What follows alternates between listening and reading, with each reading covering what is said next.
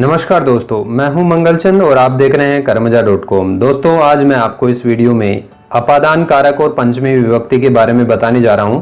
दोस्तों, इस वीडियो में मैं आपको अपादान कारक से संबंधित जितने भी बेसिक जानकारियां हैं वो आपको मैं अच्छे से समझाऊंगा। इसके साथ ही इस अपादान कारक से संबंधित जो सूत्र हैं वो उनकी वृत्तियां और उनसे संबंधित जो भी उदाहरण है उनको समझाने वाला हूं।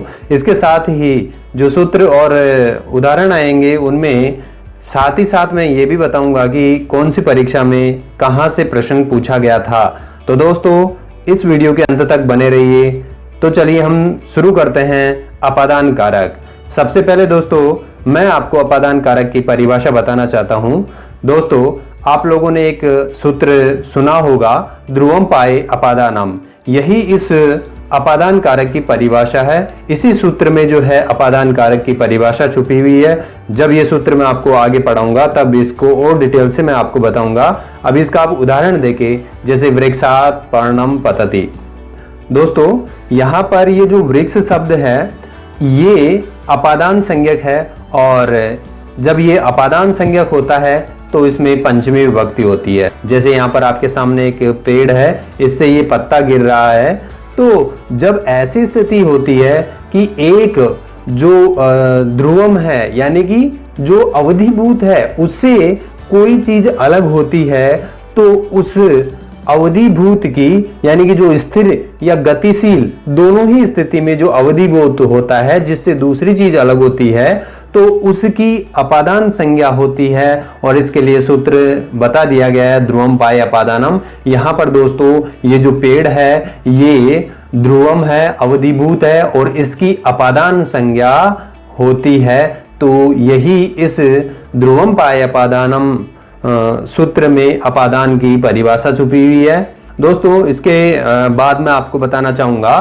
कि अपादान संज्ञा विधायक सूत्र कौन कौन से हैं। कई बार परीक्षा में इससे संबंधित बहुत सारे प्रश्न पूछे जाते हैं कि इनमें से अपादान संज्ञक सूत्र कौन सा है। तो दोस्तों, जैसा अभी मैंने आपको बताया, ध्रुवम पाए अपादानम अपादान संज्ञक सूत्र है, अपादान संज्ञा करने वाला सूत्र है। ये बहुत महत्वपूर्ण सूत्र है। लेकिन दोस्तों, इसके अलावा भी और भी कई सारे सूत्र हैं जो अपादान संज्ञा करते हैं। तो वो कौन कौन से सूत्र हैं तो उनको ध्यान रखिए आप।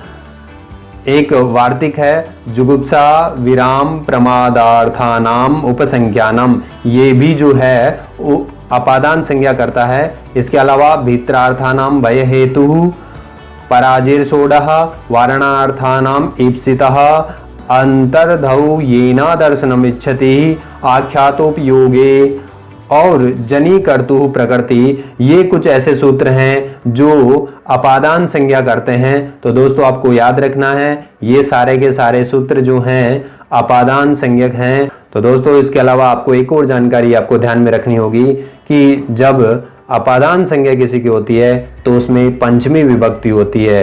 कौन सी होती है? पंचमी विभक्ति होती है। और इससे संबंधित प्रश्न भी पूछा जाता है। जैसे आप यहाँ देख रहे हैं, थर्ड ग्रेड एग्जाम 2014 में प्रश्न पूछा गया था कि अपादाने का विभक्ति, अपादान में कौन सी विभक्ति होती है। तो दोस्तों, एक सूत्र है अपादाने पंचमी। ये सूत्र कहता है कि अपादान कारक में पंचमी विभक्ति होती है। कौन सी विभक्ति होती है? पंचमी विभक्ति होती है।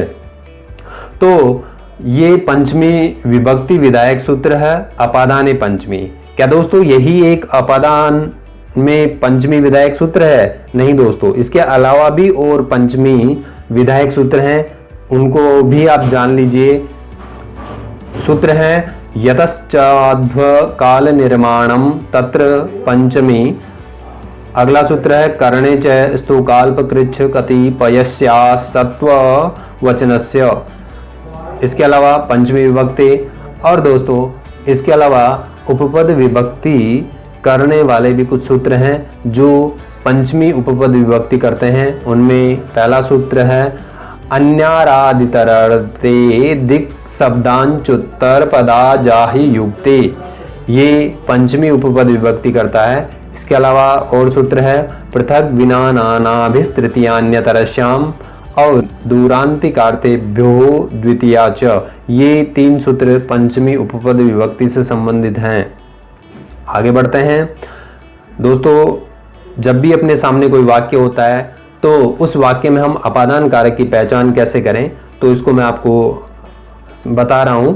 अगर आप कोई संस्कृत वाक्य देखते हैं तो संस्कृत वाक्य में आप क्रियापद जो भी है उससे पहले कस्मात या कुतः लगा करके प्रश्न कीजिए, तो आपको जो उत्तर प्राप्त होगा वो अपादान कारक का प्राप्त होगा। जैसे यहाँ पर वाक्य दिया है मैंने आपको, मोहन उद्याने दंडेन वृक्षात फलम त्रोटयति, ये वाक्य है। इस वाक्य में आप देख रहे हैं कि त्रोटयति क्रियापद है, त्रोटयति क्रियापद है। इस क्रियापद से पहले आप कस्मात या कुतः लगाएंगे तो आपको इसका उत्तर जो प्राप्त होगा वो अपादान कारक होगा। जैसे प्रश्न कर सकते हैं आप, मोहन कस्मात फलम त्रोटयति, तो आप यहाँ देख रहे हैं कि इस वाक्य में जो अब आप देखेंगे तो वो यहाँ पर जो वृक्षात पद है वो आपका अपादान प्राप्त हो जाएगा।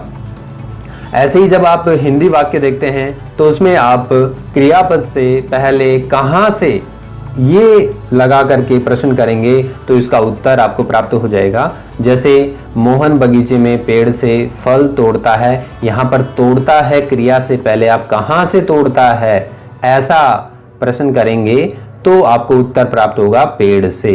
तो इस प्रकार से आप लोग किसी भी संस्कृत या हिंदी वाक्य में अपादान कारक की पहचान कर सकते हैं। आगे बढ़ते हैं दोस्तों अपादान संज्ञा 9 प्रकार से होती हैं और ये आपको अच्छे से जान लेना है कि अपादान संज्ञा वो किन 9 प्रकार से होती है। अगर आप ये जान जाएंगे, समझ जाएंगे तो आप किसी भी परीक्षा में कोई प्रश्न गलत नहीं करेंगे।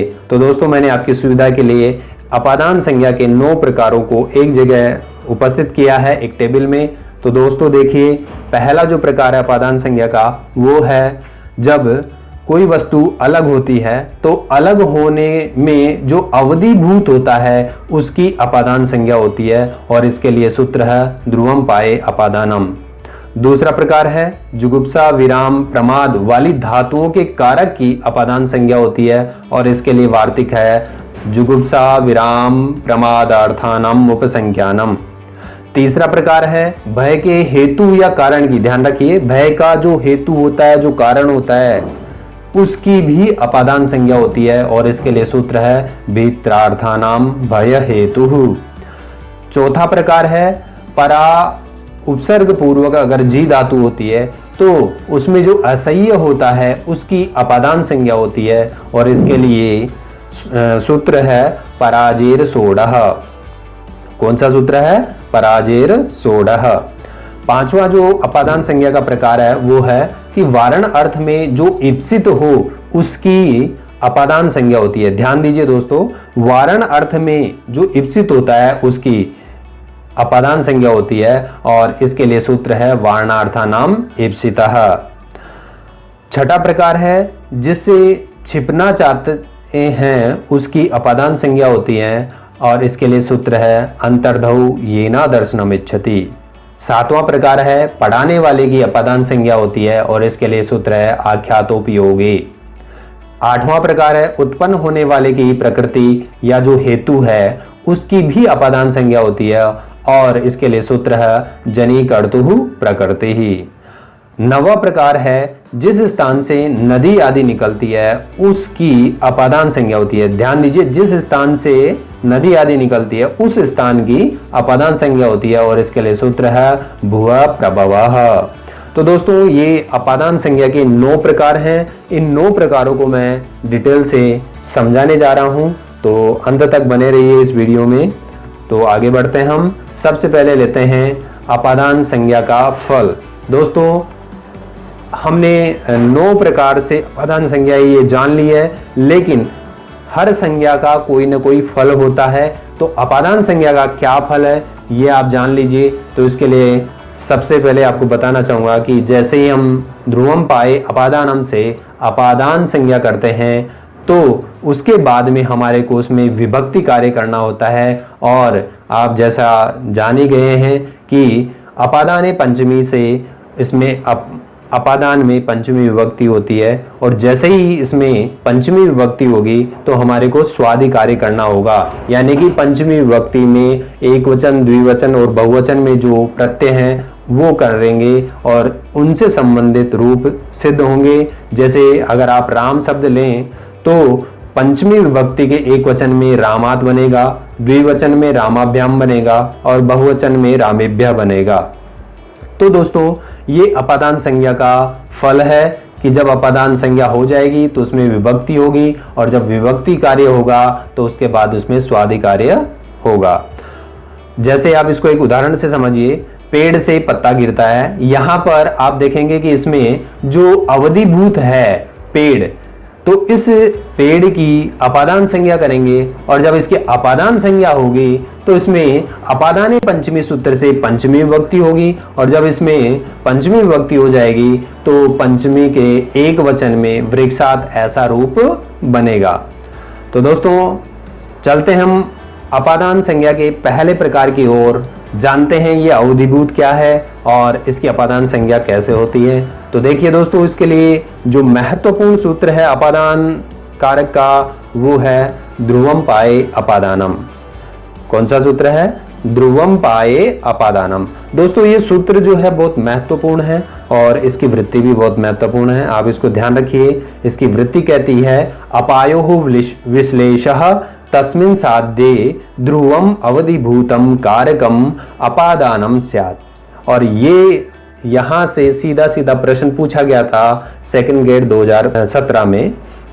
तो दोस्तों आप यहां देखिए, इसकी वृत्ति कह रही है कि अपायोः विश्लेषः, यानी कि जो विश्लेष है वो अपाय है, यानी कि अलग होना, उसी को अपाय कहते हैं। और तस्मिन् साध्ये ध्रुवम, और इस अलग होने की क्रिया में जो ध्रुवम है यानी कि जो स्थिर है। अब यहां पर स्थिर का मतलब ये नहीं है कि वो चीज अपने स्थान पे ही ठहरी रहे। अगर ऐसा होगा तो फिर धाव तो अश्वात पद्धति में घोड़ा दौड़ रहा है, उससे वहां पर जो है अश्वात में की अपादान संज्ञा नहीं होगी। तो वो ध्रुवम का मतलब है जो मेन चीज है जिससे अलग हो रहा है, तो वो चाहे स्थिर हो या गतिशील हो, दोनों ही। तो वो जो ध्रुवम है उस अवधिभूत कारक की अपादान संज्ञा होती है। कौन सी संज्ञा होती है? अपादान संज्ञा होती है। तो आपको ये ध्यान रखना होगा, इसमें ये जो शब्द आया है अवधिभूतम, जो अवधिभूत होता है उसी की अपादान संज्ञा होती है। यानी कि जो अलग होने की क्रिया में जो स्थिर या जो गतिशील है, जिससे जो चीज अलग हो रही है, तो इसमें जो मुख्य चीज है जिससे दूसरी चीज अलग हो रही है, तो पहली जो स्थिर है या जो गतिशील है उसकी अपादान संज्ञा होती है। इसको हम उदाहरण से समझते हैं, जैसे ग्रामाद आयाति। यहां पर आप देख रहे हैं कोई कर्ता है, कोई पुरुष है जो कि गांव से आता है। कहां से आता है? गांव से आता है। इसमें वो व्यक्ति तो अलग हो रहा है, लेकिन वो किससे अलग हो रहा है? वो गांव से अलग हो रहा है। तो यहाँ पर गांव जो है अवधिभूत है और अवधिभूत होने के कारण इस गांव की अपादान संज्ञा होगी ध्रुवम पाए अपादानम से। और जैसे इसकी अपादान संज्ञा होगी, इसमें अपादाने पंचमी सूत्र से पंचमी विभक्ति होगी और पंचमी विभक्ति होने के पश्चात इसमें स्वादि कार्य करेंगे। तो गांव से इसके लिए ग्राम शब्द है संस्कृत में और इसका पंचमी का एक वचन ग्रामाद बनेगा। तो हमारा वाक्य बन जाएगा ग्रामाद आयाति, गांव से आता है। यहाँ पर कर्ता छुपा हुआ है, कर्ता कोई भी हो सकता है, सह हो सकता है या मोहन है या जो भी आप रखना चाहें वो कर्ता हो सकता है, लेकिन कर्ता यहाँ पर आयाति क्रिया के अनुसार प्रथम पुरुष का एक वचन होना चाहिए। अगला उदाहरण है धावतो अश्वात पतति, दौड़ते हुए घोड़े से गिरता है। दोस्तों यहाँ पर जो सवार है वो दौड़ते हुए घोड़े से गिरता है। तो आप यहाँ पर देखेंगे कि ये इस घोड़े से अलग हो रहा है और घोड़ा यहाँ पर स्थिर नहीं है, वो गतिशील है। तो यहाँ पर ये अवधिभूत है, घोड़ा जो है अवधिभूत है और अवधिभूत होने के कारण, क्योंकि इसी से वो गिर रहा है, घोड़े से ही गिर रहा है, तो ये अवधिभूत है और इसकी अपादान संज्ञा होगी ध्रुवम पाए अपादानम से। और जब अपादान संज्ञा हो जाएगी तो अपादाने पंचमी सूत्र से इसमें पंचमी होगी और रूप बनेगा अश्वात। पंचमी के एक वचन में बनेगा अश्वात। तो ये दौड़ता हुआ है इसलिए धावतः अश्वात्। अब गिर रहा है इसलिए क्रिया पतति। तो यहाँ पर प्रथम पुरुष का एक वचन है इसलिए कर्ता भी प्रथम पुरुष का एक वचन होगा। सह हो सकता है, रमेशः, मोहन इत्यादि कोई भी कर्ता हो सकता है। तो धावतः अश्वात् पतति, यहाँ पर अश्वात् पद में अपादान संज्ञा होकर के पंचमी विभक्ति हुई है। तो प्रश्न पूछा जा सकता है कि इस वाक्य में अपादान संज्ञा किस पद की हुई है, तो आप बताएं अश्वात् पद की अपादान संज्ञा हुई है। अगला उदाहरण है अहम प्रासादात् पतामि, मैं महल से गिर रहा हूं। ये सेकंड ग्रेड परीक्षा 2014 में पूछा गया था और ये शुद्ध करने के लिए कहा गया था। तो दोस्तों आप देखेंगे कि यहाँ पर ये जो कर्ता है वो किसी चीज से अलग हो रहा है। तो यहाँ पर ये कर्ता जो है इस महल से अलग हो रहा है, तो इसकी ध्रुवम पाए अपादानम से अपादान संज्ञा हो जाएगी। तो महल की अपादान संज्ञा होगी और अपादान संज्ञा होगी तो उसका फल हमें पता है कि उसमें पंचमी विभक्ति होगी और पंचमी के एक वचन में प्रासादात् ऐसा रूप बनेगा। तो अपना वाक्य बन जाएगा अहम प्रासादात् पतामि। यहाँ पर अहम जो है उत्तम पुरुष का एक वचन होने के कारण यहाँ पर क्रिया भी उत्तम पुरुष की एक वचन आई है, इसलिए पतामि ऐसा रूप होगा। अगला उदाहरण है वृक्षात् पत्राणि पतन्ति, पेड़ से पत्ते गिरते हैं। यहाँ पर आप देख रहे हैं दोस्तों कि जिस चीज से पत्ते गिर रहे हैं वो चीज अवधिभूत है और अवधिभूत होने के कारण ध्रुवम पाए अपादानम से उसकी अपादान संज्ञा होगी और अपादान संज्ञा होकर के उसमें पंचमी विभक्ति होगी और स्वादि कार्य करने पर वृक्षात् ऐसा रूप बनेगा। अतः अपना वाक्य हो जाएगा वृक्षात् पत्राणि पतन्ति। यहाँ पर दोस्तों आप देख रहे हैं पत्राणि जो है बहुवचन है, इसलिए क्रिया भी जो है वो बहुवचन होगी।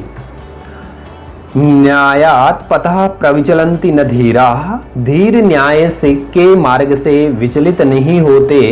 इस पंक्ति में आप देख रहे हैं कि जो धीर पुरुष है वो न्याय के मार्ग से विचलित नहीं होते हैं। तो यहाँ पर सेंटेंस नेगेटिव आ गया है, तो अपने को ये ध्यान रखना है कि इसमें जो अपाय की क्रिया है यानी कि जो अलग होने की क्रिया है वो तो है, इसलिए ये जो न्याय का मार्ग है इसकी अपादान संज्ञा होगी ध्रुवम पाए अपादानम से और इसी कारण यहाँ पर जो न्यायात् पद है इसमें पंचमी विभक्ति हो जाएगी और अपना वाक्य बन जाएगा न्यायात् पतः प्रविचलन्ति न धीरा।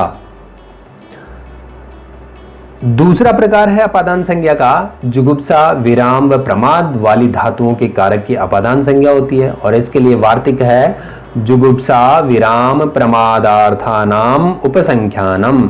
दोस्तों ये वार्तिक कह रहा है कि जो जुगुप्सा, विराम और प्रमाद अर्थ वाली जो धातुएं हैं उनके कारक की अपादान संज्ञा होती है। तो जुगुप्सा का अर्थ होता है दोस्तों घृणा, विराम का अर्थ होता है ठहरना और प्रमाद का अर्थ होता है आलस्य करना।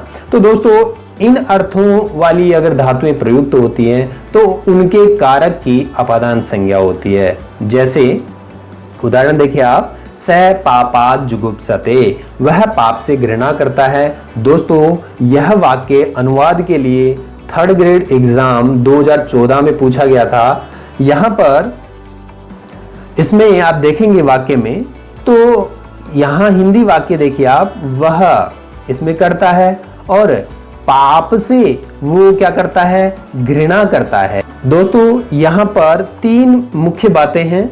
एक तो करता है वह पाप से, ये इस घृणा करता है का कारक है कि ये क्या कर रहा है, पाप से घृणा करता है।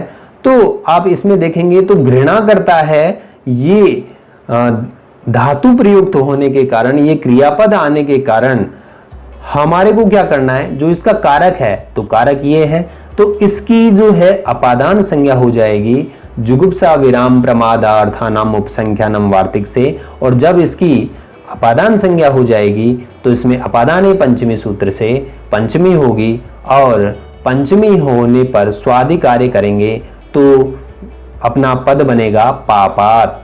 पाप शब्द है उसका पंचमी का एक वचन पापात बनेगा, अतः अपना वाक्य हो जाएगा सह पापात जुगुप्सते। इसमें आप देखेंगे सह जो पद है वो प्रथम पुरुष है, एक वचन है, इसी कारण जो जुगुप्सते जो है ये भी क्रियापद प्रथम पुरुष के एक वचन में है और आत्मनेपद में है। तो दोस्तों आपको इसको ध्यान रखना है, सह पापात जुगुप्सते। इसका आप अनुवाद कर सकते हैं, संस्कृत से हिंदी में कर सकते हैं या हिंदी से संस्कृत में, दोनों ही तरह आप इसका अनुवाद कर सकते हैं। और आपको ध्यान भी रखना है कि इसमें जो पापात पद है इसकी अपादान संज्ञा होकर के इसमें पंचमी हुई है। अगला उदाहरण है पापात विरमते, पाप करने से रुकता है। तो यहाँ पर रुकता है यानी कि विराम यहाँ पर हो रहा है, तो किस चीज से विराम हो रहा है? पापात, पाप करने से। तो यहाँ पर जिस चीज से विराम हो रहा है तो उसकी अपादान संज्ञा हो जाएगी इस वार्तिक से और रूप बनेगा पापात विरमते। अगला उदाहरण है धर्मात प्रमाद्यति, धर्म से प्रमाद करता है। तो दोस्तों यहाँ पर प्रमाद करता है, आलस्य करता है, तो इसमें जो है प्रमाद करता है तो इसका जो कारक है धर्म से, इसकी अपादान संज्ञा होगी और जब अपादान संज्ञा होगी तो पंचमी विभक्ति होकर के रूप बनेगा धर्मात और अपना वाक्य हो जाएगा धर्मात प्रमाद्यति। तो ये वार्तिक था और अपादान संज्ञा करता है। तो दोस्तों इसको आपको ध्यान रखना है। आगे बढ़ते हैं हम तीसरे प्रकार की ओर। भय के हेतु या कारण की अपादान संज्ञा होती है और इसके लिए सूत्र है भीत्रार्थानाम भय हेतुः भयार्थानाम त्राणार्थानाम च प्रयोगे हेतुरपादानम स्यात्। यहाँ पर आप देखेंगे कि भयार्थानाम यानी जो भय का अर्थ या त्राणार्थानाम या जो त्राण यानी रक्षा करने वाली जो धातुएं हैं उनके प्रयोग में हेतु, जो हेतु है जो कारण है उसकी अपादानम स्यात्, अपादान संज्ञा होती है। इसके उदाहरण देखें आप, चोरात बिभेति, चोर से डरता है। दोस्तों ये वाक्य जो है नेट परीक्षा 2012 और 14 में पूछा गया था और इसका सूत्र पूछा गया था कि चोरात बिभेति यहाँ पर कौन सा सूत्र लगता है या अपादान संज्ञा कौन सा सूत्र करता है। तो दोस्तों आपको इस सूत्र की वृत्ति से ज्ञात हो गया है कि जो भयार्था नाम और जो त्राणार्था नाम जो धातुएं हैं इनके प्रयोग में जो हेतु है, क्या जो हेतु है जो कारण है उसकी अपादान संज्ञा होती है। तो यहां पर आप देखते हैं कि चोर से डरता है, इस वाक्य में डरने का जो कारण है वो क्या है? चोर है। तो इस चोर की अपादान संज्ञा होगी भीत्रार्थानाम भय हेतु सूत्र से और जब इस चोर पद की अपादान संज्ञा हो जाएगी तो इसमें अपादाने पंचमी सूत्र से पंचमी विभक्ति होगी। स्वादिकार्य करने पर पंचमी के एक वचन में चोराद ऐसा रूप बनेगा और वाक्य अपना सिद्ध हो जाएगा चोराद बिभेति। अगला उदाहरण है बालकः सर्पाद बिभेति, बालक सर्प से डरता है। यहाँ पर ये करता है और इसके भय का हेतु सर्प है, इसलिए इसकी अपादान संज्ञा होकर के इसमें पंचमी हुई है और पंचमी के एक वचन में सर्पाद ऐसा रूप बना है और बिभेति क्रिया है। अगला उदाहरण है ज्ञानिनः पापाद बिभ्यति, ज्ञानी जन पाप से डरते हैं। ये थर्ड ग्रेड परीक्षा 2013 में अनुवाद के लिए दिया गया था। तो दोस्तों यहाँ पर आप देखेंगे यहाँ पर करता है ज्ञानी जन और क्रिया है डरते हैं। अब जो डरने का जो कारण है वो है पाप, तो इस पाप की जो डरने का कारण है, भय का जो कारण है उसकी अपादान संज्ञा हो जाएगी भीत्रार्थानाम भय हेतु सूत्र से और अपादाने पंचमी सूत्र से पंचमी हो जाएगी। तो अपना पद बनेगा पापाद, पंचमी के एक वचन में पापाद बन जाएगा पाप से और वाक्य बनेगा ज्ञानिनः पापाद बिभ्यति। अगला उदाहरण है चिकित्सक है रोगात् त्रायते, चिकित्सक रोग से बचाता है। यहां पर आप देखते हैं कि जो करता है चिकित्सक वो बचाता है। अब वो किससे बचाता है? तो जिस चीज से बचाता है उसकी अपादान संज्ञा होगी। तो यहां पर बचन किससे बचा रहा है? रोग से बचा रहा है, तो इसकी अपादान संज्ञा होगी, रोग की अपादान संज्ञा होगी भीत्रार्थानाम भय हेतु से और जब अपादान संज्ञा हो जाएगी तो पंचमी विभक्ति के एक वचन में रूप बनेगा रोगात। तो अपना वाक्य बनेगा चिकित्सकः रोगात् त्रायते। अगला उदाहरण है बालिका परोष्यः बिभेति। बालिका कॉकरोच से डरती है। यहाँ पर बालिका के जो भय का कारण है वो परोष्यः है, इसलिए इसकी अपादान संज्ञा होकर के पंचमी हुई है और रूप बना है परोष्यः।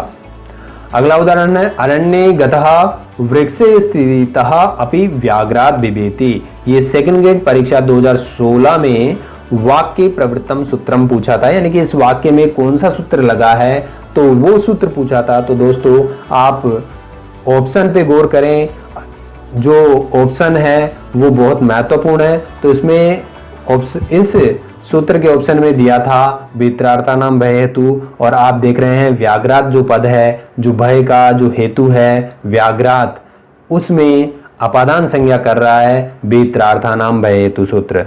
अतः इस व्याघ्रात पद में अपादान संज्ञा हुई है और अपादान संज्ञा करने वाला सूत्र ऊपर आप देख रहे हैं वित्रार्थानाम भय हेतु। तो दोस्तों ये अपना अपादान संज्ञा का तीसरा प्रकार कंप्लीट हुआ। आगे बढ़ते हैं इसके चौथे प्रकार की ओर। दोस्तों आपको ध्यान रखना है, अगर परा उपसर्ग पूर्वक जी धातु का प्रयोग हो तो उसका जो असह्य है उसकी अपादान संज्ञा होगी, और इसके लिए सूत्र है पराजेर सोडः। कौन सा सूत्र है? पराजेर सोडः। इस सूत्र की वृत्ति कहती है पराजय प्रयोगे असह्यो अर्थो अपादानम स्यात्। अर्थात जो परा उपसर्ग पूर्वक यदि जी धातु हो, पर परा उपसर्ग के साथ में यदि जी धातु आ जाए तो उसके योग में जो असह्य है उस असह्य की अपादान संज्ञा होगी। और दोस्तों अपादान संज्ञा का फल आप जानते ही हैं, अपादान संज्ञा का फल उसमें अपादाने पंचमी सूत्र से पंचमी विभक्ति होती है। तो इसके उदाहरण देखते हैं। अध्ययनात् पराजयते, अध्ययन से हार मानता है। दोस्तों ये वाक्य जो है फर्स्ट ग्रेड परीक्षा 2014 में अनुवाद के लिए दिया गया था। यहाँ पर आप देख रहे हैं कि हार मानता है, तो हार मानने का यानी कि परा उपसर्ग पूर्वक जी धातु का प्रयोग होगा। तो इसमें इसका जो असह्य है, जिस चीज से वो असह्य उसको लगती है, जिससे वो हार मानता है, उसकी हम अपादान संज्ञा करेंगे।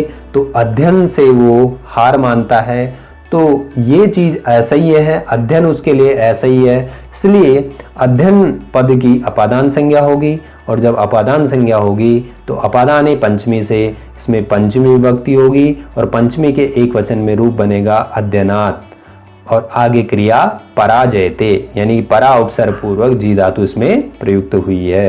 तो दोस्तों आप इसका अनुवाद कर सकते हैं संस्कृत से हिंदी में और हिंदी से संस्कृत में, दोनों तरह से आप इसका अनुवाद कर सकते हैं। तो आपको ध्यान रखना है, जिस चीज से व्यक्ति हार मानता है उस चीज में जो असह्य है, जो असह्य चीज है, उस असह्य की अपादान संज्ञा होती है। अगला उदाहरण है इसका, रुग्णः शैत्यात् पराजयते। बीमार व्यक्ति सर्दी सहन नहीं करता है। तो दोस्तों आपको पता है कि बीमार व्यक्ति को जो है सर्दी जो है वो सहन नहीं होती, तो ये इसके लिए असह्य है, इसलिए इस असह्य की अपादान संज्ञा होगी पराजेर सोडः सूत्र से। और जब इसकी अपादान संज्ञा हो जाएगी तो पंचमी विभक्ति होगी और पंचमी के एक वचन में रूप बनेगा शैत्यात्। शैत्य से शैत्यात् रूप बनेगा पंचमी के एक वचन में, और अपना वाक्य हो जाएगा रुग्णः शैत्यात् पराजयते। दोस्तों आगे बढ़ते हैं पांचवें प्रकार की ओर। पांचवा प्रकार है अपादान संज्ञा का, वारण अर्थ में जो ईप्सित हो उसकी अपादान संज्ञा होती है। ध्यान दीजिए दोस्तों, वारण अर्थ में केवल ईप्सित होगा तो उसकी कर्म संज्ञा होगी, लेकिन यहां पर दिया जा रहा है कि वारण अर्थ में अगर कोई ईप्सित होगा तो उसकी अपादान संज्ञा होगी, और इसके लिए सूत्र है वारणार्थानाम ईप्सितः। इसकी वृत्ति कहती है वारणार्थानाम धातु नाम प्रयोगे ईप्सितो अपादानम स्यात्। अर्थात जो वारण यानी कि हटाना, वारण का क्या अर्थ होता है? हटाना। उस अर्थ वाली जो धातुएं हैं उनके प्रयोग में जो ईप्सित है, ईप्सितः यानी जो ईप्सित है, जो इच्छित वस्तु है, उसकी क्या होगी? अपादानम स्यात्, अपादान संज्ञा हो। और इसके उदाहरण आप देखेंगे, यवेभ्यो गाम वार्यति, जो से गाय को हटाता है। दोस्तों यहां पर वार्यति क्रिया होने के कारण जो चीज इप्सित है उस इप्सित चीज की हम अपादान संज्ञा करेंगे। तो दोस्तों यहां पर गाय इप्सित है क्या? नहीं, गाय तो इप्सित नहीं है, उसको तो जो इप्सित है, यव इप्सित है, क्योंकि वो जो को बचाना चाहता है गाय से, इसलिए यव इप्सित होने के कारण इसकी वारणार्था नाम इप्सितः सूत्र से इस वार्यति क्रियापद के योग में यवेभ्यो इसकी अपादान संज्ञा होगी और अपादान संज्ञा होकर के पंचमी के बहुवचन में यवेभ्यो ऐसा रूप बनेगा। अगला उदाहरण है स दुग्धात मार्जारिम वार्यति, वह दूध से बिल्ली को भगाता है। तो दोस्तों यहां पर आप देख रहे हैं वार्यति क्रिया है, इसलिए जो चीज उसको इप्सित है, मार्जारी है नहीं, दुग्ध उसको इप्सित है, दूध उसको बचाना है, इसलिए वो दुग्ध को बचा रहा है, अतः दुग्ध की हम अपादान संज्ञा करेंगे और जब अपादान संज्ञा होगी तो अपादान पंचमी से इसमें पंचमी हो जाएगी और पंचमी के एक वचन में दुग्धात ऐसा रूप बनेगा। अगला उदाहरण है कृषकः क्षेत्रे यवेभ्यो गाम वार्यति, किसान खेत में जो से गाय को हटाता है। तो दोस्तों यहाँ पर पहला जो आप उदाहरण देख रहे हैं ये उसी उदाहरण का विस्तृत रूप है, तो परीक्षा में इसको घुमा के भी दे सकते हैं। तो आपको ध्यान रखना है कि यहाँ पर जो वार्यति क्रिया है इसमें जो उसको इच्छित क्या है, उसको इच्छित जो है वो यव है और यव इच्छित होने के कारण इसकी वारणार्था नाम इप्सितः सूत्र से अपादान संज्ञा होगी और जब अपादान संज्ञा होगी तो इसमें अपादाने पंचमी से पंचमी विभक्ति होकर के रूप बनेगा यवेभ्यो। छठा प्रकार है दोस्तों अपादान संज्ञा का, जिससे छिपना चाहते हैं उसकी अपादान संज्ञा होती है और इसके लिए सूत्र है अंतर्धौ येना दर्शनम इच्छति। और इस सूत्र की वृत्ति कहते हैं कि व्यवधाने सति यत कर्तृकस्यात्मनो दर्शनस्याभावम इच्छति तद अपादानम स्यात्। अर्थात छिपने की क्रिया में जिससे छिपना चाहते हैं, दोस्तों ध्यान रखिए, जिससे छिपना चाहते हैं उसकी अपादान संज्ञा होती है। और इसका उदाहरण देखें आप, उदाहरण है मातुर निलीयते कृष्ण, कृष्ण माता से छिपता है। तो इसमें आप देख रहे हैं कि कृष्ण किससे छिप रहा है? मां से छिप रहा है, माता से छिप रहा है। तो इस माता पद की हम अपादान संज्ञा करेंगे अंतर्धौ येना दर्शनम इच्छति सूत्र से, और जब इसकी अपादान संज्ञा होगी माता पद की तो पंचमी के एक वचन में मातुहु रूप बनेगा। तो यहां पर आप देख रहे हैं मातुहु विसर्ग युक्त रूप बनेगा और निलीयते यहाँ पर क्रिया है और कौन छुप रहा है? कृष्ण है। तो ऐसा हमारा वाक्य सिद्ध होगा मातु निलीयते कृष्ण, और इसमें अपादान संज्ञा हुई है मातु पद की ही। अगला उदाहरण है अपराधिनः आरक्षकाद निलीयते। इसमें आप देख रहे हैं दोस्तों अपराधी सिपाही से छिपते हैं, तो यहाँ पे छिपने की क्रिया हो रही है और किससे छिप रहा है? अपराधी सिपाही से छिप रहा है, तो जिससे छिप रहा है उसकी हम अपादान संज्ञा करेंगे अंतर्धौ येना दर्शनम इच्छति सूत्र से, और जब अपादान संज्ञा होगी तो इसमें पंचमी विभक्ति होगी और पंचमी के एक वचन में आरक्षकाद ऐसा बनेगा। अगर सिपाही एक से ज्यादा हो तो द्विवचन आएगा और बहुत सारे हों तो बहुवचन में रूप बनेंगे।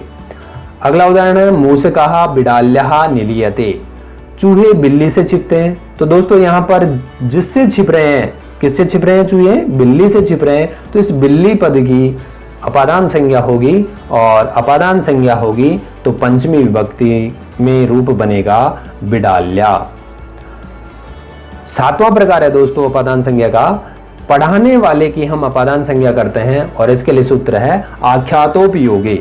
दोस्तों आपको ध्यान रखना है आख्यातोपयोगे जो सूत्र है वो पढ़ाने वाले की अपादान संज्ञा करता है और इसकी वृत्ति कह रही है नियम पूर्वक विद्या स्वीकारे वक्ता प्राक संज्ञस्यात्। तो दोस्तों आपको ध्यान रखना है, नेट परीक्षा में यहाँ पर पूछा गया था कि इसमें कौन सी संज्ञा होती है? आख्यातोपयोगे सूत्र से कौन सी संज्ञा होती है? इसकी वृत्ति कह रही है प्राक संज्ञा स्यात्, पूर्व वाली संज्ञा हो। तो पूर्व में कौन सी संज्ञा का प्रकरण चल रहा है?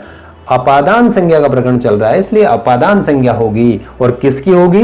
वक्ता की होगी, जो पढ़ाने वाला है उसकी अपादान संज्ञा होगी। और दोस्तों इसका आप उदाहरण देखिए, सह उपाध्यायात अधीते, वह गुरु से पढ़ रहा है। ये 3rd ग्रेड परीक्षा 2013 में पूछा गया था। तो दोस्तों यहाँ पर आप देख रहे हैं, यहाँ पर ये करता है और किससे पढ़ रहा है, गुरु से पढ़ रहा है, उपाध्याय से पढ़ रहा है। तो जिससे पढ़ रहा है, तो यहाँ पर वक्ता कौन है, गुरु है, पढ़ाने वाला कौन है, गुरु है, उपाध्याय है। तो इस उपाध्याय पद की हम अपादान संज्ञा करेंगे आख्यातोपयोगे सूत्र से, और जब इसकी अपादान संज्ञा हो जाएगी तो अपादाने पंचमी सूत्र से इसमें पंचमी विभक्ति और फिर स्वादिकार्य और पंचमी के एक वचन में रूप बनेगा उपाध्यायात। तो दोस्तों अपना वाक्य बना, सह उपाध्यायात अधीते, वह गुरु से पढ़ रहा है। अगला उदाहरण है आचार्यात अधीते, आचार्य से पढ़ता है। यहाँ भी आप देख रहे हैं कि जो पढ़ाने वाला है कौन है, आचार्य, इसलिए इसकी जो है अपादान संज्ञा हो जाएगी और पंचमी के एक वचन में आचार्यात रूप बनेगा। अहम गुरु अध्येसे, मैं गुरु से पढ़ूंगा। यहाँ भी आप देख रहे हैं कि जिससे पढ़ेगा या जो पढ़ाने वाला है उसकी अपादान संज्ञा हुई है आख्यातोपयोगी सूत्र से और पंचमी के एक वचन में रूप बना है गुरोः।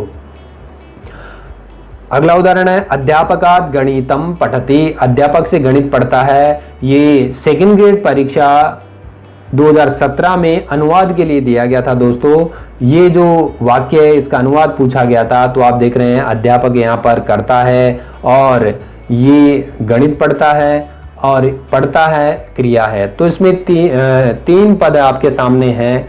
तो जिससे पढ़ता है उसकी आख्यातोपयोगी सूत्र से अपादान संज्ञा हो जाएगी और अपादान संज्ञा होगी तो इसमें पंचमी विभक्ति हो जाएगी। अध्यापक पद में पंचमी के एक वचन में रूप बनेगा अध्यापकात्, और जो पढ़ रहा है वो कर्म होगा, उसमें द्वितीया का एक वचन होगा और पठती क्रिया आएगी प्रथम पुरुष के एक वचन के अनुसार। अतः वाक्य बना अध्यापकात् गणितम पठति, अध्यापक से गणित पढ़ता है। तो यहाँ पर कर्ता जो है वो प्रथम पुरुष का एक वचन है और यहाँ पर लुप्त है। यहाँ पर ये जो है वक्ता है, पढ़ाने वाला है, इसलिए इसकी अपादान संज्ञा हुई है। ये कर्म है इसलिए इसमें द्वितीया हुई है और पठती क्रिया जो है कर्ता के अनुसार प्रयुक्त हुई है। तो दोस्तों ये हमारा 7 प्रकार यहाँ पर कंप्लीट हुआ। 8वां प्रकार है अपादान संज्ञा का उत्पन्न होने वाले की प्रकृति या जो उसका हेतु होता है उसकी अपादान संज्ञा होती है और इसके लिए सूत्र है जनी कर्तुः प्रकृति। दोस्तों सूत्र कौन सा है, जनी कर्तुः प्रकृति। यहाँ पर आप इसकी वृत्ति देख रहे हैं, जायमानस्य हेतु अपादानम स्यात्। जो जायमान है यानी कि जो उत्पन्न होने की क्रिया में जो पैदा करने वाला है उसकी उस अपादान संज्ञा होती है। तो आपको ध्यान रखना है अगर कोई चीज उत्पन्न हो रही है तो उसमें जो उत्पन्न होने का जो मूल कारण है या जो उसकी मूल प्रकृति है उस मूल की या उस प्रकृति की अपादान संज्ञा होती है। इसका उदाहरण देखिए, ब्रह्मणः प्रजा प्रजायन्ते, ब्रह्मा से प्रजा उत्पन्न होती हैं। ये स्कूल लेक्चरर एग्जाम 2014 में पूछा गया था और उदाहरण पूछा गया था कि जनी कर्तु प्रकृति सूत्र का उदाहरण बताइए। तो यहाँ पर आप देख रहे हैं उदाहरण है ब्रह्मणः प्रजा प्रजायन्ते। दोस्तों इसका अनुवाद भी आ सकता है तो आप इसको ध्यान रखें कि यहाँ पर कौन उत्पन्न हो रहा है। दोस्तों यहाँ पर प्रजा उत्पन्न हो रही है। कौन उत्पन्न हो रहा है, प्रजा उत्पन्न हो रही है, इसलिए ये करता है और ये कर्ता जो है इसी के अनुसार ये क्रिया आएगी, उत्पन्न होता है ऐसा। तो कर्ता में प्रथमा और इसी के अनुसार क्रिया, चूंकि ये बहुवचन है इसलिए इसी के अनुसार प्रथम पुरुष के बहुवचन की क्रिया ही है प्रजा प्रजायन्ते। अब ये किससे होती है, तो इसका जो मूल है, जो इसकी प्रकृति है जिससे ये प्रजा पैदा होती है, उत्पन्न होती है, उसकी हम जनी कर्तुः प्रकृति से अपादान संज्ञा करेंगे। तो अपादाने पंचमी सूत्र से पंचमी होगी और पंचमी के एक वचन में ब्रह्मणः ऐसा रूप बनेगा और वाक्य हमारा सिद्ध होगा ब्रह्मणः प्रजा प्रजायन्ते। तो दोस्तों आपको ध्यान रखना है, जो पैदा करने में जो मूल प्रकृति है, जो कारण है, उसकी अपादान संज्ञा होती है जनी कर्तु प्रकृति ही सूत्र से। अगला उदाहरण है चंद्रमा मनसः जायते। चंद्रमा मन से उत्पन्न होता है, तो यहां भी आप देख रहे हैं कि चंद्रमा का मूल या उसकी प्रकृति क्या है जिससे वो उत्पन्न हो रहा है, तो वो है मन। और इस मन की अपादान संज्ञा होगी और पंचमी के एक वचन में मनसः रूप बनेगा। अगला उदाहरण है मुखात अग्नि अजायत, मुख से अग्नि पैदा हुई। यहां पर आप देख रहे हैं कि अग्नि के पैदा होने की जो प्रकृति है वो क्या है, या अग्नि कहां से पैदा हो रही है, मुख से, तो इसकी अपादान संज्ञा होगी और अपादान संज्ञा होने के पश्चात इसमें पंचमी होगी और एक वचन में मुखात ऐसा रूप बनेगा। अगला उदाहरण है गोमयाद वृश्चिकः जायते, गोबर से बिच्छू पैदा होता है। ये सेकंड ग्रेड परीक्षा 2017 में पूछा गया था और इसमें पूछा गया था कि अपादान संज्ञक सूत्र कौन सा है, वृश्चिकः गोमयाद जायते। तो दोस्तों आपको ध्यान रखना है, यहां पर वृश्चिक जो है, बिच्छू जो है वो पैदा हो रहा है और उसके पैदा होने की प्रकृति क्या है, गोमयाद, गोबर से। तो इस गोमय की जो है अपादान संज्ञा हुई है जनी कर्तु प्रकृति सूत्र से और पंचमी के एक वचन में गोमयाद ऐसा रूप बना है। तो अपना वाक्य हुआ गोमयाद वृश्चिकः जायते, गोबर से बिच्छू पैदा होता है। अगला उदाहरण है अनृतात् पापम उपजायते, झूठ से पाप उत्पन्न होता है। तो आप देख रहे हैं पाप किससे उत्पन्न हो रहा है, झूठ से। तो इस झूठ की अपादान संज्ञा होगी और अपादान संज्ञा होने के पश्चात पंचमी होकर के रूप बनेगा पंचमी के एक वचन में अनृतात्। तो अनृतात् जो पद है वो अपादान संज्ञक है और इसमें पंचमी विभक्ति है। अगला उदाहरण है कामात् क्रोधो विजायते, काम से क्रोध उत्पन्न होता है। तो यहाँ पर क्रोध के उत्पन्न होने की प्रकृति या उसका मूल क्या है, काम है। तो इस काम की अपादान संज्ञा होगी और रूप बनेगा कामात्। क्या बनेगा, कामात् क्रोधो विजायते। अंतिम अपादान संज्ञा का प्रकार है जिस स्थान से नदी आदि निकलती है उसकी अपादान संज्ञा होती है। दोस्तों इसके लिए सूत्र है भुवः प्रभवः। कौन सा सूत्र है, भुवः प्रभवः। इसकी वृत्ति कहती है भवनम भू, भू धातु कर्तु अपादानम स्यात्, अर्थात प्रकट होने में जिस स्थान से नदी आदि निकलती है उसकी अपादान संज्ञा होती है। तो आपको जो भू धातु का जो कर्ता है, जो मेन स्थान है जहां से भवनम होता है यानी कि प्रकटीकरण होता है, उसकी अपादान संज्ञा होती है। और इसका उदाहरण है गंगा हिमवतः प्रभवती, गंगा हिमालय से निकलती है। दोस्तों ये थर्ड ग्रेड परीक्षा 2013 में पूछा गया था, अनुवाद करवाया गया था वहां पर। तो आपको ध्यान रखना है इस उदाहरण को, ये महत्वपूर्ण है आपके लिए। यहाँ पर दोस्तों आप देख रहे हैं कि गंगा जो है वो इसमें करता है और ये निकलती है। किससे निकलती है, हिमवतः, हिमालय से निकलती है। तो जिससे निकलती है उसकी हम भुवः प्रभवः सूत्र से अपादान संज्ञा करेंगे और जब अपादान संज्ञा होगी तो अपादाने पंचमी सूत्र से इसमें पंचमी विभक्ति होगी और पंचमी के एक वचन में हिमवतः ऐसा रूप बनेगा। तो यहाँ पर गंगा हिमवतः प्रभवती ऐसा रूप बना है। अगला उदाहरण है हिमालयाद यमुना प्रभवती, हिमालय से यमुना निकलती है। तो दोस्तों यहाँ पर यमुना जहां से निकलती है उस स्थान की अपादान संज्ञा होगी भुवः प्रभवः सूत्र से और पंचमी के एक वचन में रूप बनेगा हिमालयाद। अगला उदाहरण है कश्मीरेभ्यः वितस्ता प्रभवती, कश्मीर से वितस्ता निकलती है। यहाँ पर दोस्तों वितस्ता नदी कहाँ से निकलती है, कश्मीर से निकलती है। तो इस कश्मीर की अपादान संज्ञा होगी और अपादान संज्ञा होने के पश्चात इसमें पंचमी के बहुवचन में रूप बनेगा कश्मीरेभ्यः वितस्ता प्रभवती, ऐसा वाक्य हमारा बन जाएगा। तो दोस्तों मैं उम्मीद करता हूं कि आपको ये वीडियो अच्छा लगा होगा, आपको अपादान संज्ञा समझ में आ गई होगी। आप इस वीडियो को लाइक करें, शेयर करें और इसका अगला पार्ट जिसमें मैं आपको पंचमी विभक्ति समझाने वाला हूं उसको जरूर देखिए और अपने दोस्तों को उसको शेयर करना न भूलें। जयतु संस्कृतम, जयतु भारतम।